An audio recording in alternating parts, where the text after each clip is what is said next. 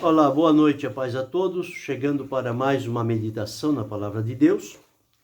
E vamos ler no segundo livro de Crônicas, capítulo de número 29 e o versículo 10. Assim está escrito: Agora me tem vindo ao coração que façamos um concerto com o Senhor, Deus de Israel, para que desvie de nós o ardor da sua ira.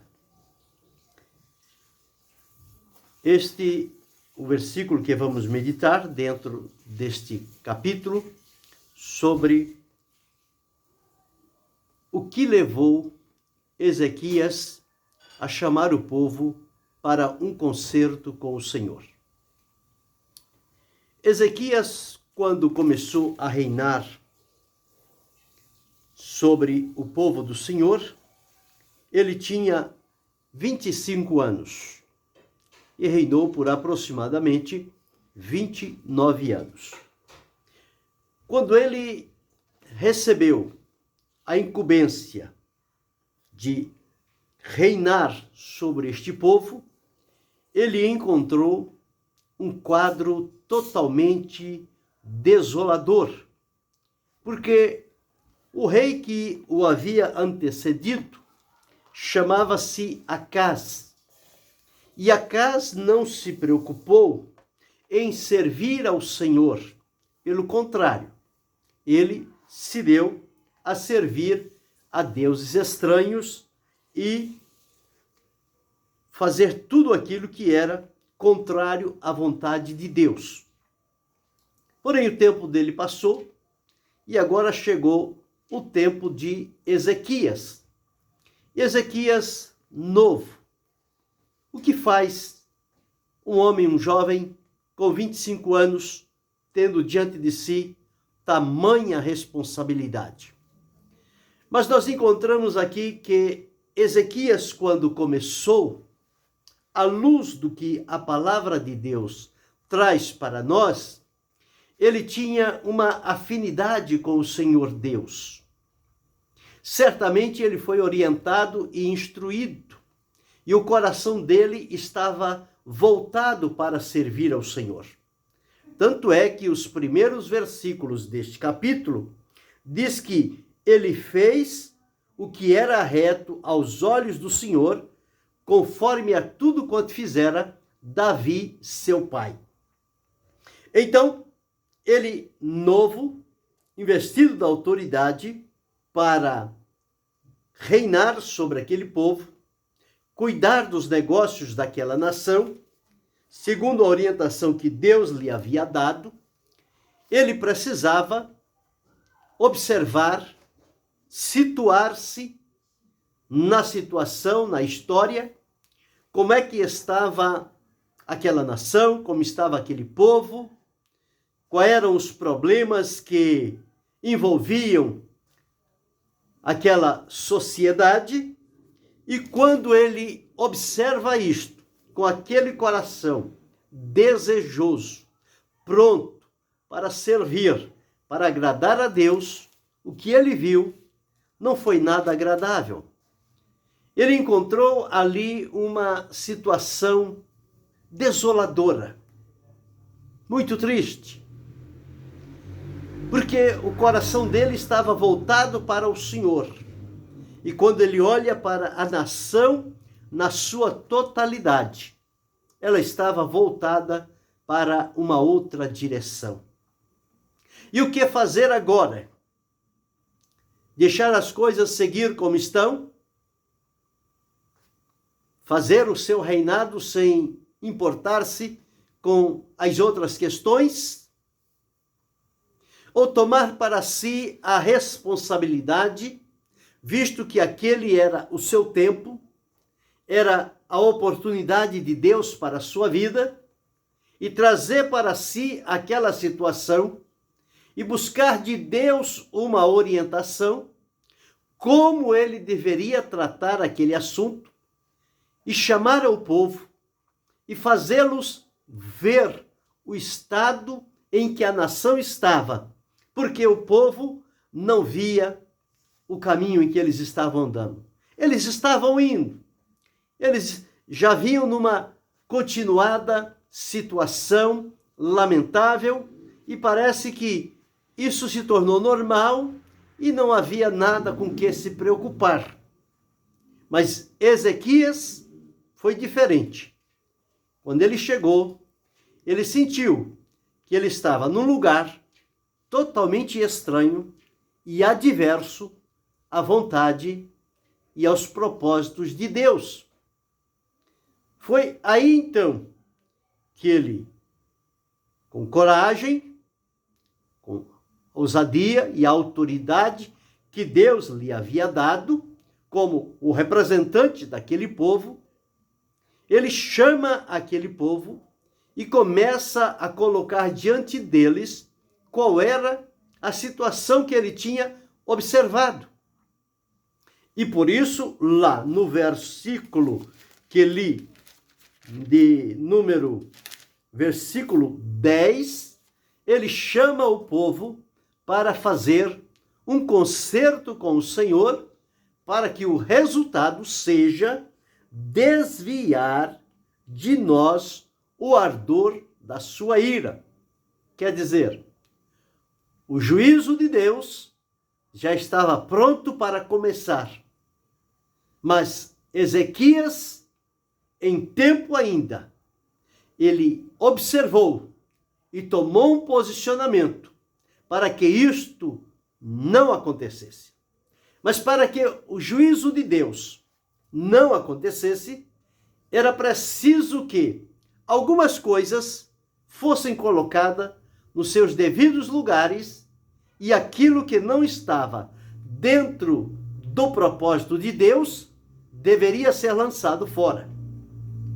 E quando ele entende isto, já no primeiro ano do seu reinado, estava chegando, mas viu o problema, não fez vista grossa, não passou a mão, não deixou continuar. Ele posicionou-se porque ele sabia para qual finalidade ele tinha chegado ao reinado daquele povo. E nos versículo 3 diz: ele, no ano primeiro do seu reinado, no mês primeiro, abriu as portas da casa do Senhor e as reparou. Esta foi a primeira ação de Ezequias no primeiro ano, no primeiro mês do primeiro ano do seu reinado. As portas da casa estavam fechadas, estavam fendidas, estavam deterioradas, estavam em situação lamentável. E o que ele fez? Ele abriu as portas, viu o estrago que havia naquelas portas e ele então as reparou, fez com que elas voltassem ao seu estado original. Cuidou de fazer ali uma boa recuperação naquelas portas. Ao fazer isso, certamente começou a despertar a curiosidade de uma ou de outra pessoa ali. E quando ele fez isto, ele então trouxe lá para aquelas portas, ele trouxe os sacerdotes, ele trouxe os levitas. Depois de ter feito aquilo, próximo ali tinha a praça oriental. Ele então leva este povo para a praça oriental, que era o lugar onde o povo poderia se reunir em um grande número, e ele poderia, a uma só vez e voz, falar com aquele povo e mostrar a eles o que ele tinha encontrado naquele reinado e o que ele pretendia fazer segundo a orientação que Deus lhe havia dado. Porque estava, como eu li, no seu coração. Ele disse: tem vindo ao meu coração.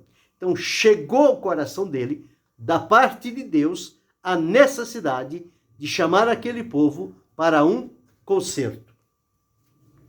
Então diz aqui, versículo 5, e lhes disse, ouvi-me, ó levitas, santificai-vos agora, e santificai a casa do Senhor, Deus de vossos pais. Em primeiro lugar, ele falou com os sacerdotes e os levitas. E os levitas tinham o cuidado, tinha a responsabilidade de cuidar da casa do Senhor. Então ele disse, santificai-vos agora. Primeiro santifique a vocês. E depois, então, santifique a casa do Senhor. Porque não tem como santificar a casa do Senhor sem primeiro estar santificado. Então, primeiro santifique a vocês e depois santifiquem a casa do Senhor. Uma coisa deve seguir a outra. Não se pode fazer a segunda sem que a primeira esteja concluída. Não vamos santificar a casa do Senhor, mas você não está santificado, então o trabalho que você vai fazer na casa do Senhor não vai ter nenhuma utilidade. Primeiro, então, santifica os levitas e depois eles santificam a casa do Senhor. E ao fazer isto, quando eles forem santificar a casa do Senhor, eles iriam começar a encontrar uma série de problemas, de obstáculos que se acumularam ao longo do tempo até chegar àquele estado de coisas de atrair o juízo de Deus sobre si. Veja a primeira coisa que os levitas tiveram que fazer. Eles então se santificaram a casa do Senhor, e o rei disse, e tirai do santuário a imundícia. Então, primeira coisa que eles tiveram que fazer foi tirar do santuário a imundícia, aquilo que era desagradável, abominável, cheirava mal às narinas de Deus. Deus não suporta a imundícia na sua casa. Ela tem que ser retirada. Ela tem que ser colocada para fora, porque isso não faz parte daquilo com que devemos servir e adorar ao Senhor no santuário, na casa do Senhor. Infelizmente, nos nossos dias, muitos santuários estão acumulando imundícia dentro de si, porque perderam a visão, perderam o cuidado, perderam o temor de Deus, e a imundícia está correndo solta dentro do santuário. Mas seria bom que olhassem para Ezequias, que no exemplo dele nós observamos que ele recebeu de Deus esse direcionamento para tirar a imundícia da casa do Senhor. Ela não combina com a casa do Senhor. E a casa do Senhor com imundícia perderia o atrativo, deixaria de ser algo desejável para o povo de Deus. Como ir ao santuário se lá dentro está a imundícia? Então começou por ali. Primeiro entrou a imundícia na casa e as outras ações vieram na sequência. Veio no mesmo pacote. Então, vamos observar aqui. Primeiro, tirai a imundícia do santuário. Por quê? Versículo 6. Porque nossos pais transgrediram. Transgredir é ir contra o que se esperava deles em servir a Deus. Eles foram no lado oposto do que Deus esperava deles. transgrediram. Segunda coisa. Primeiro, a imundícia estava no santuário, precisava ser tirada. Segundo, nossos pais transgrediram. A palavra de Deus diz que um abismo chama o outro abismo. E é assim, de degrau em degrau, as pessoas vão descendo nos seus pecados, nas suas iniquidades, na sua intrepidez, sem o temor de Deus, para fazer aquilo que desagrada ao Senhor. Então, começaram primeiro com a imundícia do santuário, depois, os nossos pais transgrediram, e ao transgredir, em terceiro lugar, eles fizeram o que era mal aos olhos do Senhor nosso Deus.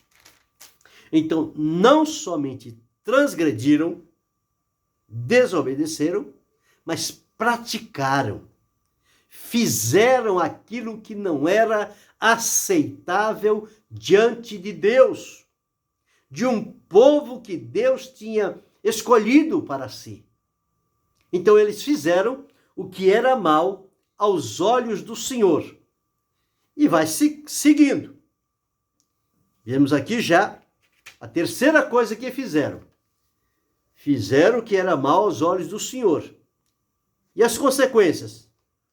Em quarto lugar, e o deixaram. Não quiseram mais servir ao Senhor. Deixaram. Fizeram o que era mal, deixaram o Senhor, como que o Senhor não ia fazer falta na vida deles. Deixaram o Senhor.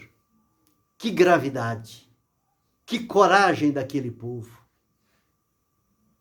de fazer isto.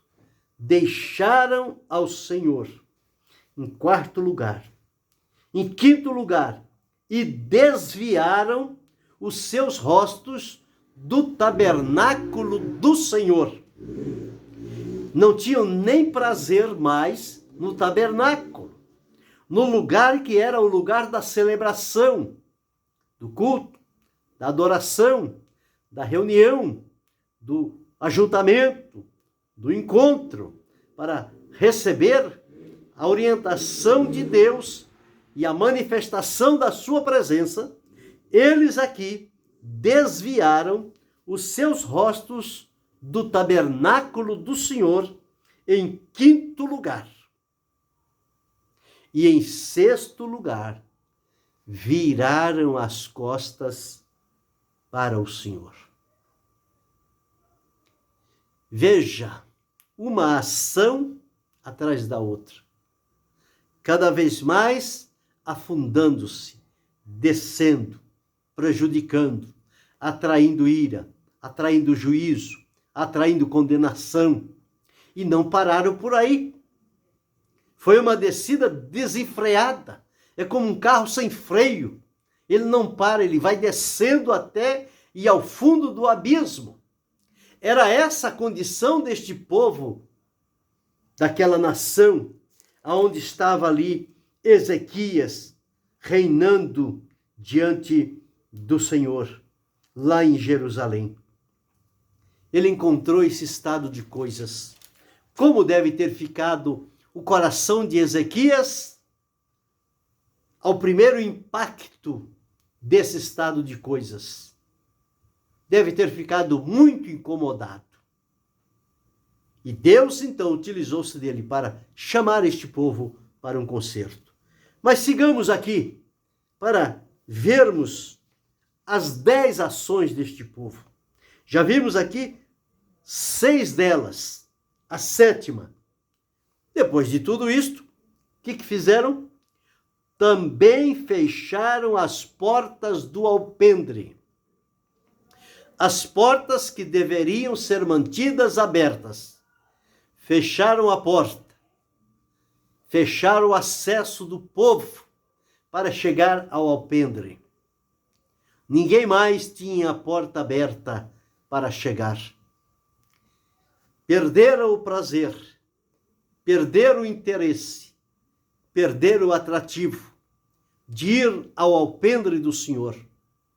E como já ninguém mais frequentava, fecharam-se as portas, como que em desprezo e abandono à casa do Senhor.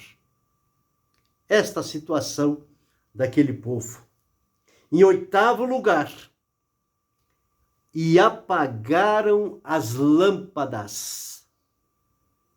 As lâmpadas permaneciam acesas, porque o povo ia comparecer. Mas como as coisas entraram por um caminho estranho, e já não havia mais ninguém para entrar ali, vamos também apagar as lâmpadas. Deixaram a casa na escuridão. Apagar a lâmpada significa fechar a oportunidade da palavra de Deus atuar no coração das pessoas. Apagaram as lâmpadas. Em 9º lugar, e não queimaram incenso. Não fizeram mais orações ao Senhor. Perderam esse hábito, esta única fonte que Deus abriu para ouvir e atender os seus filhos. Eles então aqui não queimaram incenso, nem décimo, nem ofereceram holocaustos no santuário ao Deus de Israel. Era o lugar onde eles iam para oferecer o sacrifício, apresentar a vida a Deus, colocar-se à disposição para serem um instrumento de Deus ali. Mas tudo isto ficou no passado. E o que fazer agora? Que quadro foi este? Depois de tudo isto, dessas 10 ações do povo, contrariando o propósito e a vontade de Deus para o seu povo e para o santuário que foi consagrado ao Senhor, o que Deus poderia fazer com este povo? Qual seria a ação de Deus para eles? Então, aqui nos versículos 8 e 9, nós encontramos a seguinte palavra: pelo que veio grande ira do Senhor sobre Judá e Jerusalém, e os entregou à perturbação, à assolação e ao assobio, como vós o estáis vendo com os vossos olhos. O povo não desprezou a Deus, não aborreceu a Deus, irritou o coração de Deus. Deus então agora disse: é assim que vocês querem proceder? Então veja o que vai acontecer com vocês. Então foram eles. A ira do Senhor veio contra eles. O Senhor entregou-lhes para a perturbação, para a assolação, para o assobio. E eles ficaram perdidinhos, porque foi o que eles escolheram. E o versículo 9: porque eis que os nossos pais caíram à espada, e nossos filhos e nossas filhas e nossas mulheres estiveram por isso em cativeiro. Começaram agora a receber a recompensa dos feitos dele, da escolha que eles fizeram. Cada escolha tem a sua consequência. Quando fazemos uma boa escolha, as consequências são benefícios para a nossa vida. Mas quando fazemos uma má escolha, as consequências são juízos sobre a nossa vida. É o mover da mão de Deus em atitude de ira contra aqueles que o desagradam. E esta nação chegou a esta situação, a este ponto de Deus, então, descarregar sobre eles a sua ira. E juízos mais severos estavam por acontecer. A ira de Deus estava a ponto de manifestar-se.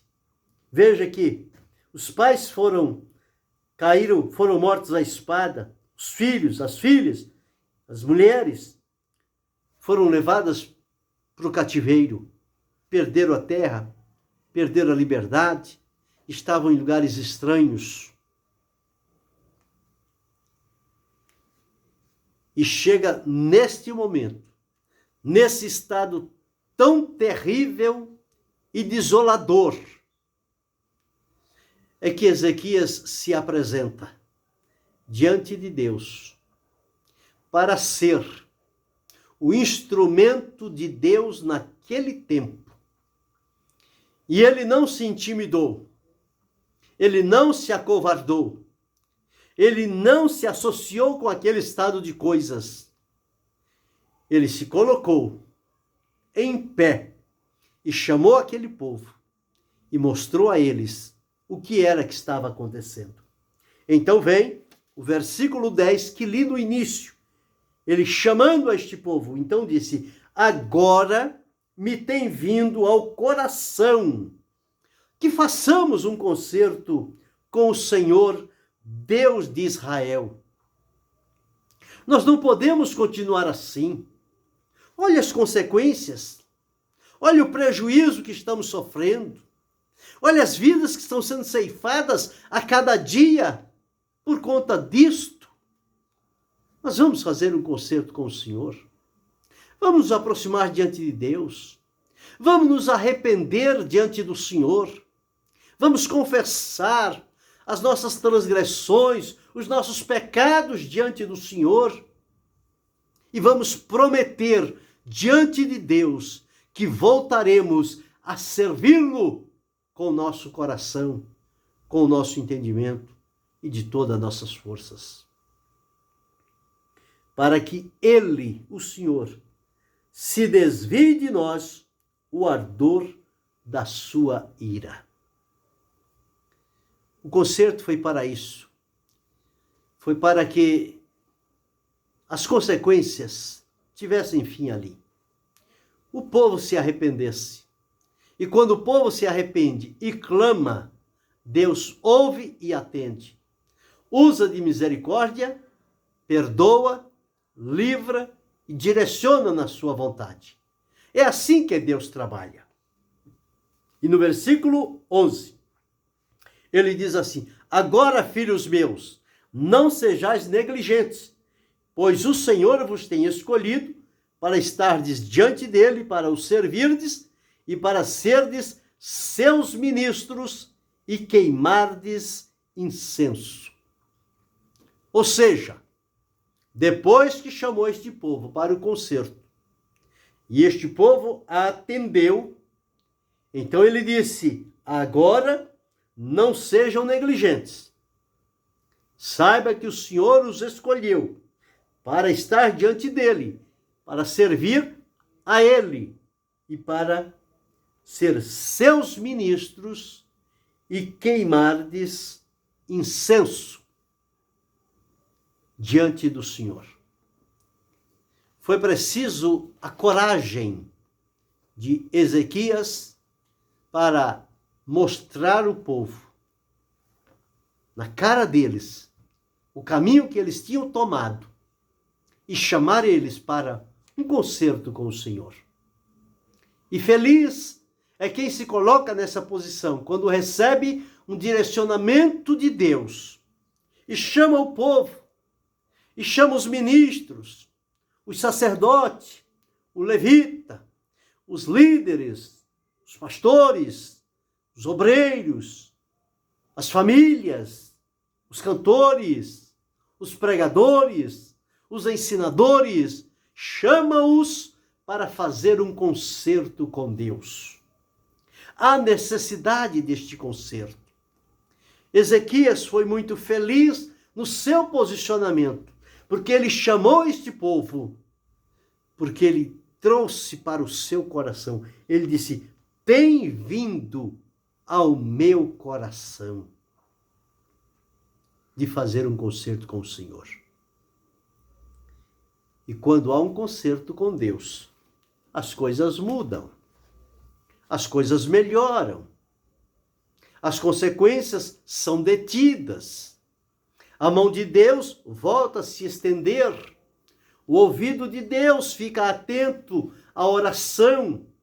E Deus reconduz aquele povo que se desviou para que eles voltem novamente à posição em que estavam antes de terem se rebelado e desviado da presença do Senhor.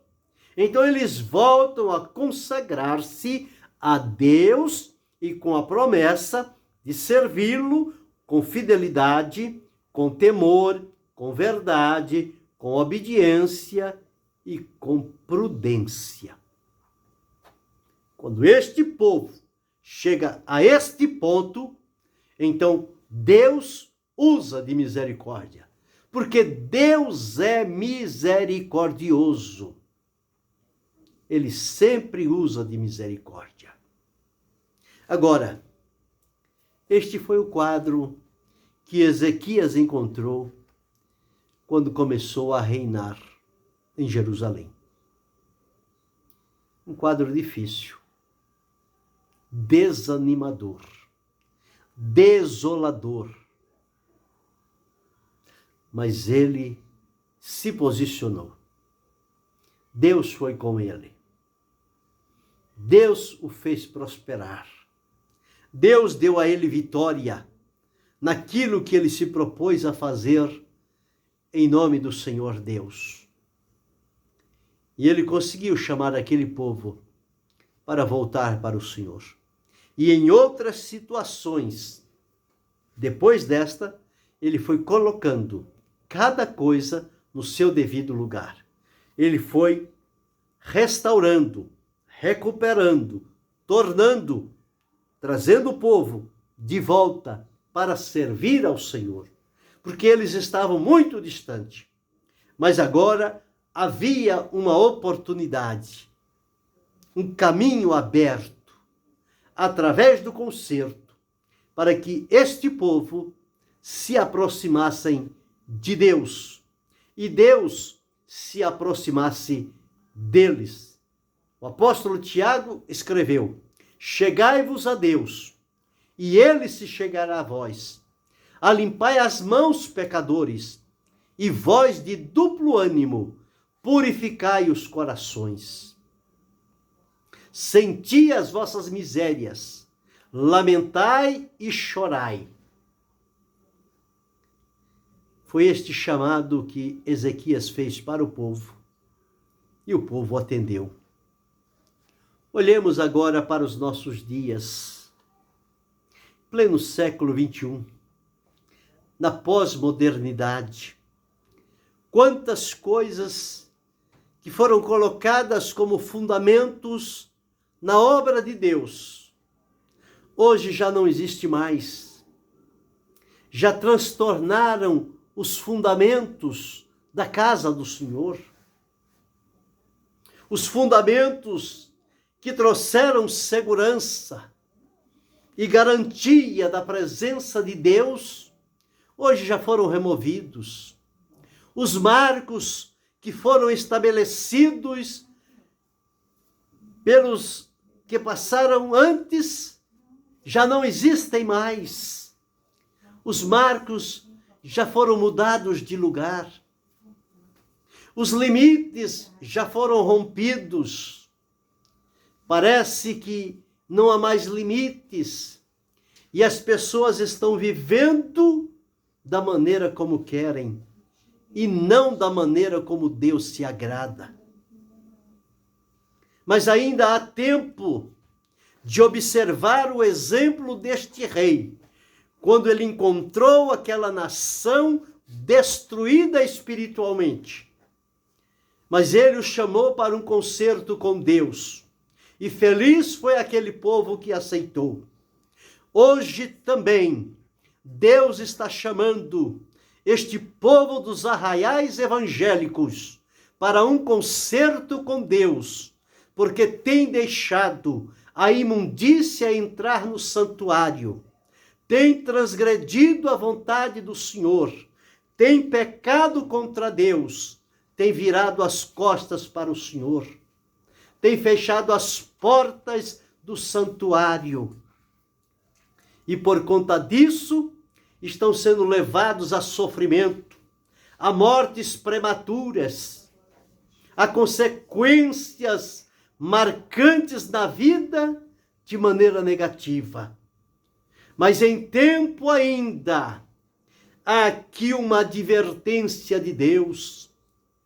Façamos concerto com o Senhor, voltemos para o nosso Deus, humilhemo-nos aos seus pés, confessemos diante dele os nossos pecados e assumamos um compromisso de fidelidade para com o Senhor.